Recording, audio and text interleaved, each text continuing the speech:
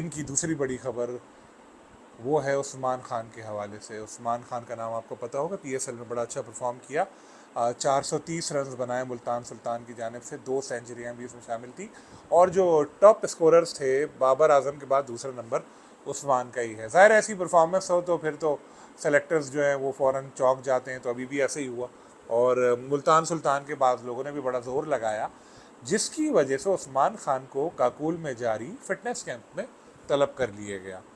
उस्मान खान ने रिसेंटली क्रिक इन्फो को एक इंटरव्यू दिया था, जिसमें उन्होंने कहा था कि मैं पाकिस्तान की नुमाइंदगी नहीं करना चाहता, और बताया था बड़े बैड एक्सपीरियंसेस रहे और ये रहे वो रहे।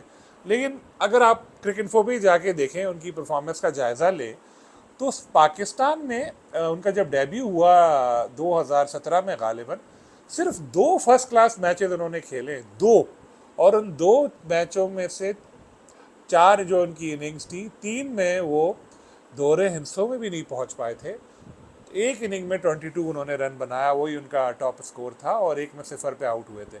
इस परफॉर्मेंस के बाद फिर वो यूएई चले गए, और वहाँ उनको अच्छी अपॉर्चुनिटी नज़र आई कैरियर के लिए, तो वहीं पर मुकीम हो गया। यूएई में उनको बड़ी आवभगत हुई उनकी, और क्योंकि टैलेंटेड तो हैं वो। उसके बाद वो यूएई की नुमाइंदगी का ख्वाब देखने लगे। अगले साल जून में उस्मान खान यूएई के लिए खेलने के अहल हो जाते, यानी अब से 1 साल और कुछ महीने की ये बात थी। लेकिन पीएसएल ने सब कुछ बदल दिया। उस्मान को यहाँ यकीन दहानी कराई गई किसी की तरफ से कि आप ना सिर्फ न्यूजीलैंड के खिलाफ सीरीज बल्कि वर्ल्ड कप स्क्वाड में भी शामिल होंगे। वो उस्मान खान जिन्होंने अभी IL T20 में, जो यूएई की लीग है, एज अ लोकल प्लेयर हिस्सा लिया था, और गल्फ जाइंट्स की टीम में जो शामिल हुए, $50,000 उनको मुआवजा मिला था, यानी पाकिस्तान के 1 करोड़ 40 लाख रुपए। वो इस वजह से मिला क्योंकि यूएई ने, एमिरेट्स क्रिकेट बोर्ड ने, उनको लोकल प्लेयर जाहिर किया।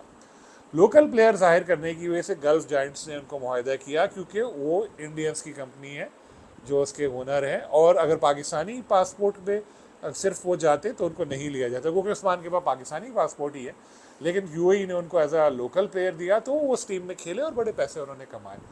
यूएई ने उनका टैलेंट देखा तो उनको सेंट्रल कॉन्ट्रैक्ट भी दिया, हालांकि वो टीम के लिए एलिजिबल नहीं थे, लेकिन सेंट्रल कॉन्ट्रैक्ट भी दिया, उसके भी उनको पैसे मिल रहे थे ताकि उनका खर्चा चलता रहे।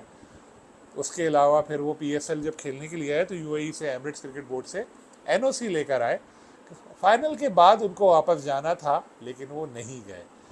जो पसे पर्दा कोशिशें जारी थी वो रंग लाई, उस्मान को यकीन दहानी मिली, और उन्होंने डिसीजन ले लिया कि अब वो पाकिस्तान में ही अपना कैरियर बनाएंगे।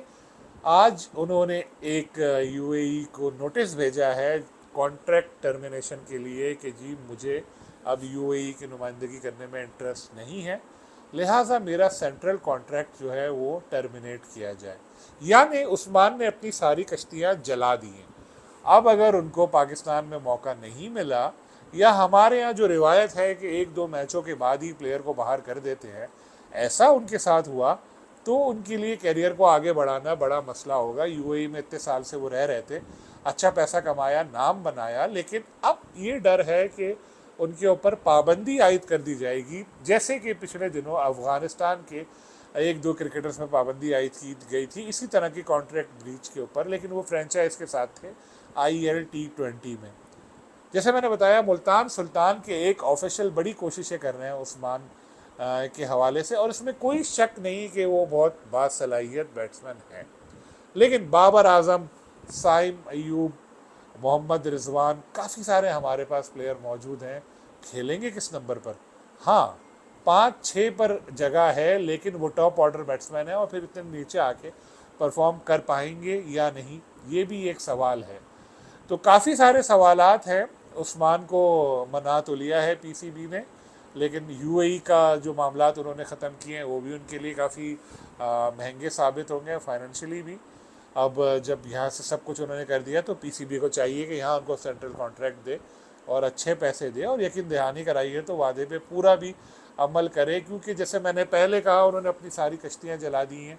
अब उनके पास ऑप्शंस इतने मौजूद नहीं हैं, अब उनको पाकिस्तान में ही रहना पड़ेगा। और अगर पीएसएल खेलेंगे, PSL के बाद कायद आज़म ट्रॉफ़ी खेलें, दूसरे टूर्नामेंट खेलें, तो चलता तो रहेगा। लेकिन यूएई में वो रहते हैं, तो यूएई में एक मिसाल है जो मैं देने नहीं जा रहा, मगर आप समझ जाएं कि एक कमज़ोर टीम में एक बेहतर प्लेयर होता तो वो तो बिल्कुल बादशाह बना होता। तो फिर इंशाल्लाह कोई और अपडेट होगी तो आपकी खिदमत में हाजिर हूँगा। अल्लाह हाफ़िज़।